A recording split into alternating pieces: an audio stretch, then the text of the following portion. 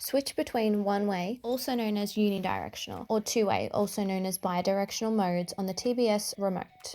Remove the battery cover and the battery on the remote. Hold P2 on the remote. While holding P2, insert the battery on the remote. The screen will flash 1 or 2. 1 is one-way mode. This is for older motors and will not be compatible with the new TBS motors. 2 is two-way mode, and this is the default and will work with all new TBS motors. Changing the modes will not erase previous memory on the remote.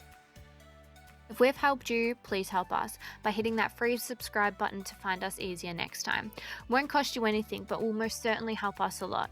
We're not just a YouTube channel, we are real people making real products. Speedy Blinds is a super quick blinds and curtains manufacturer in Melbourne, and we don't muck around.